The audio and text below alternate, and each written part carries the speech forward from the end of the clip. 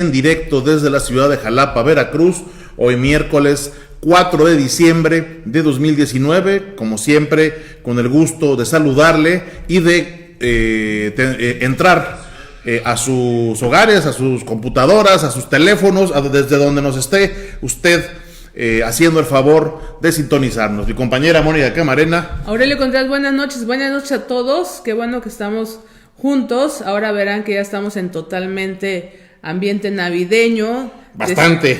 Estamos en el set de La Clave y como ya está el árbol en el set de La Clave, pues dijimos, ¿por qué no vamos a presumirlo, verdad? Así es. Así que bueno, pues estamos ya en ambiente navideño y pues con todas las ganas de pues que pasemos una velada agradable comentando las noticias, comentando los sucesos que hacen el acontecer de Veracruz y de México. Así es, y bueno, tenemos una agenda amplia, intensa, como cada semana.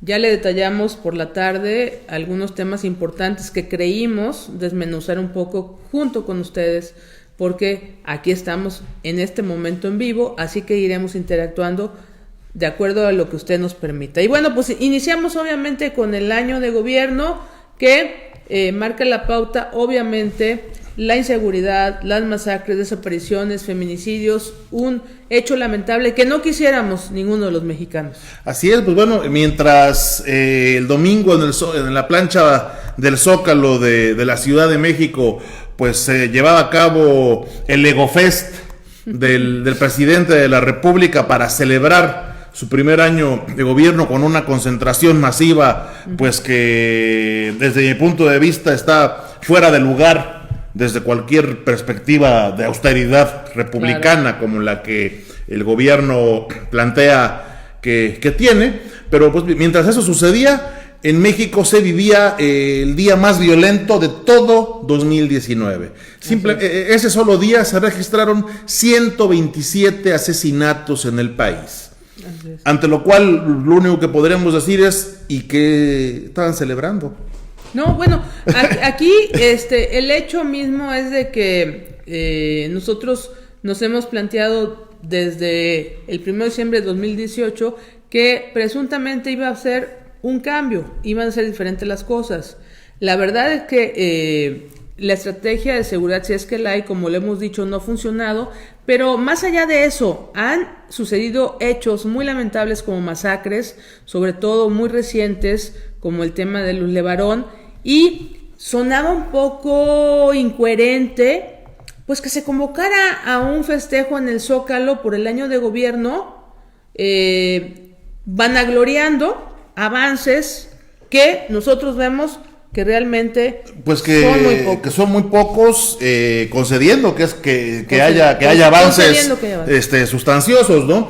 Pero más allá de eso, suponiendo que todo lo que el gobierno presume como avance lo fuera, ¿por qué un gobierno tendría que celebrar y autocelebrarse por simplemente cumplir con su deber? Así es. Es lo que yo me pregunto, ¿no?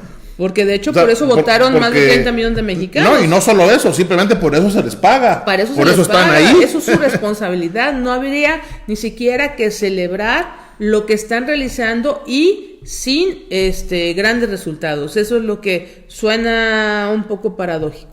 Nos dice Tony Kaiser Freeman desde Guadalajara, desde Zapopan. Tony, saludos. Luego me hago bolas con tanto municipio conurbado. Ahí dice, en Lagos de Moreno, Jalisco, otros 16 embolsados. Pues sí. Sí. También han sido días desastrosos. A partir del primero. Finalmente la violencia es un fenómeno que se ha convertido en el talón de Aquiles de cualquier gobierno. Siendo también honestos, no únicamente los anteriores gobiernos, ninguno fue capaz tampoco de resolver el tema de la violencia, pero pues finalmente aquí se habló de un cambio en la estrategia, un cambio que en realidad no se dio.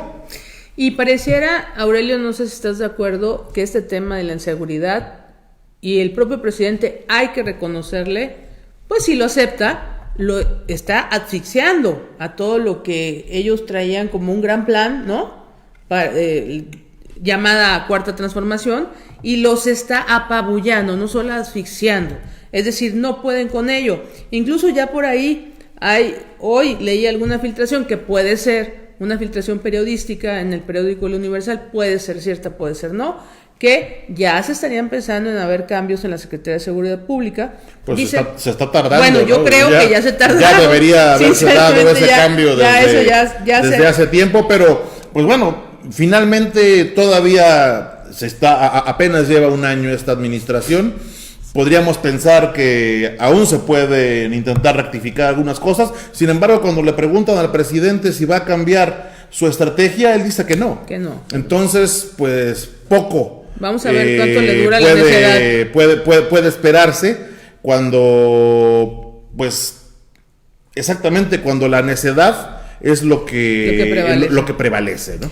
Y bueno, y ya como colofón a este festejo que la verdad nosotros al menos pensamos que fue demasiado exagerado como para los resultados que hemos tenido los mexicanos, bueno, pues hubo, la verdad, aunque lo hayan negado ya de declaraciones, de efusivos, claro, gente que verdaderamente fue con su corazón, con su ánimo y con su dinero. Hubo miles de acarreados al Zócalo, miles y miles de acarreados de distintos estados de la República, de la propia Ciudad de México, que ya sabemos quién gobierna.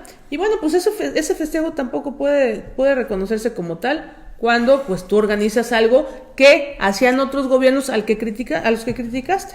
O sea, pues las prácticas, las malas prácticas, ¿no? El acarreo que fue bastante evidente, pero que además en Veracruz fue grotesco. La verdad no sé cómo haya sido en otros estados, pero en el estado de Veracruz le contamos que no solamente se conminaba voluntariamente a producto de gallina ir a los burócratas al AMLOFest, sino que además tenían que mocharse, ponérsela del Puebla con sus viáticos. Tenían que poner su lana para poder ir a venerar al señor presidente. Eso es una barbaridad eso. No, y hubo algunos lambiscones que se mandaron a hacer playeras con la figura de presidente. Hubo algunos lambiscones que se mandaron a hacer playeras, quién sabe con dinero de dónde. Esperemos porque no iban nada más ellos con su sola playera. Sí. Yo vi fotos de dependencias casi completas, donde todos iban uniformados con su playera de AMLO, ¿no? Sí. Dice, ¿cuánto paga Don Cuitlas? No, él no pagó. No. Obligaron a los burócratas a poner desde 250 hasta 450 pesos más o menos. Y yo creo que dependiendo de cuánto ganara las personas. Exactamente, ¿no? Y perdónenme la frase, pero era de acuerdo al sapo la pedrada. Así es. Es decir, dime cuánto ganas, te digo cuánto tienes que poner para ir a aplaudir al verdadero líder, jefe. Y si no, vamos a ir replanteando qué posiciones tienes aquí y si sigues en esta cuarta transformación. Y aquí el asunto no es una suposición. No. Tenemos testimonios, tanto mi compañera Mónica como un servidor, de personas que trabajan en el gobierno y que claramente fueron coaccionadas para asistir. Porque seguramente hubo quien fue voluntariamente. Claro. Y eso es completamente factible y legítimo. Pero que te obliguen a ir a un evento político a costa de tu empleo, pues eso a mí me parece inmoral, acudiendo a los términos que le gustan al actual régimen. Y es inmoral también porque faltan a la palabra. Y vuelvo a repetir, de manera muy breve ya para irnos al siguiente tema que también es importante. Dijeron que iba a ser diferente. No está siendo diferente. No, eso ya es claro que no es diferente. Y no es diferente por muchísimas cuestiones, como las que hizo notar en una muy interesante entrevista que publicó, que subió hace unas horas El diario español El País, con el ingeniero Cuauhtémoc Cárdenas Solórzano, 3 veces candidato presidencial. Para mí, desde mi pobre punto de vista, pues él sí un icono de la izquierda en este respetos, país, mi respeto. y quien pues hizo duras críticas Sí. Está muy buena la entrevista. al gobierno de Andrés Manuel López Obrador. Se las recomendamos, está en el portal del País, en la sección internacional. La entrevista se realiza en la ciudad de Madrid, a donde acudió el ingeniero Cárdenas a actos relacionados con el fin de la Guerra Civil Española, un evento histórico pues, con el cual está él ampliamente relacionado, particularmente porque su padre, el general Lázaro Cárdenas, pues recibió a partir de la conclusión de la Guerra Civil a un importante número de exiliados españoles. Pues era un personaje nuestro país, que ¿no? debía estar ahí. Y fíjate, a mí me encanta cómo inicia este artículo del País, que obviamente ustedes lo deben de leer, por favor. Nuestros amigos de La Clave, nuestro grupo, nuestro equipo de La Clave lo tiene que leer porque son gente pensante, muy pensante. Inicia así: el jefe espiritual de la izquierda mexicana. Eso me encantó. Así es, pero en la esencia de la entrevista, es cuando... o sea, los mensajes que da el ingeniero son contundentes. ¿Y sabes qué? Así, relajado. Pues como es él, ¿no? Sí, faltarle respeto la suelta así La como suelta, de bombita, pero te termina pero, ponchando, ¿no? claro. También utilizando la terminología que le gusta al actual régimen, ¿no? Una pregunta que es muy clara de su postura, dice que está de acuerdo con la nueva política migratoria de las autoridades mexicanas, y el ingeniero Cárdenas responde contundente: estoy en desacuerdo con que México haga el trabajo sucio para Estados Unidos. Creo que está más que claro, no hay ni siquiera no hay manera de interpretar nada ahí, nada. Y no va a gustar, ¿eh? Claro que no va a gustar. Seguramente ya están armando la estrategia para que ahora el ingeniero Cárdenas sea presentado como fifí conservador, que pactó con los malos y que no provocó la revolución que debió provocar cuando el fraude de la elección de 1988, ¿no? Así es. Y fíjate que el tema tiene que ver con o sea, se enfoca la migración y Cuando, como dijo Aurelio, habla del trabajo sucio para Estados Unidos, le preguntan, ¿coincide con López Obrador en que España debe pedir perdón por la conquista? Que podría ser un tema, pero es a mí me encantó esta respuesta, Aurelio. Pues es que además muy sensata, ¿no? Es muy sensata, dice, el pasado no se modifica.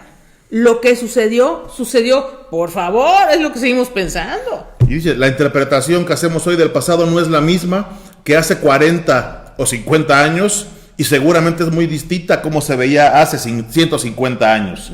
Pero hay unos que siguen clavados con traumas de hace 500. De 500. Pues bueno, eso sí está cañón, ¿no? Y bueno, algo muy importante que le preguntan, obviamente aprovechando el momento, que me parece una entrevista excelente porque muy fina, ¿no? Muy bien llevada. Dice, a punto de acabar el año, México suma 31,000 muertos.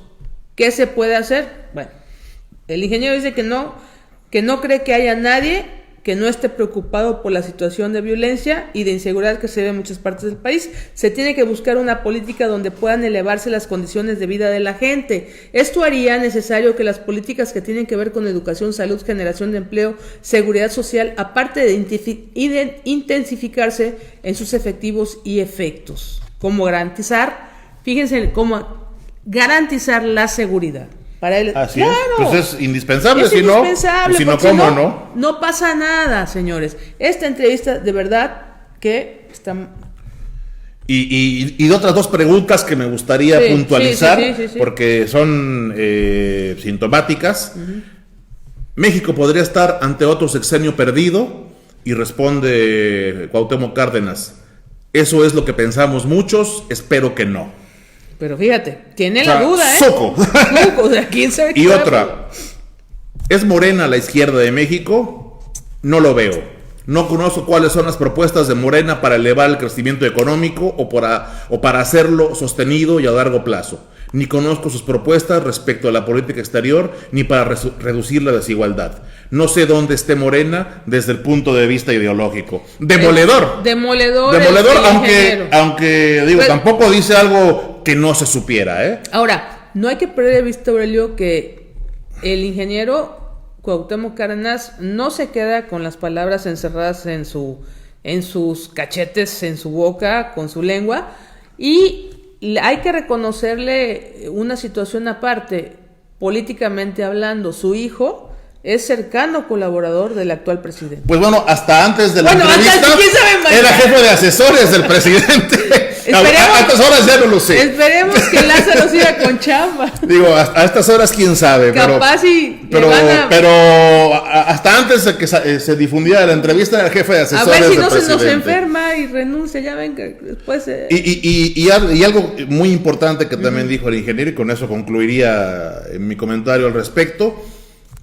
Le preguntan si piensa qué piensa de que el presidente López Obrador, bueno, primero dice que no ve una izquierda organizada en este momento, ni a ningún político importante ubicado en lo que yo llamaría izquierda.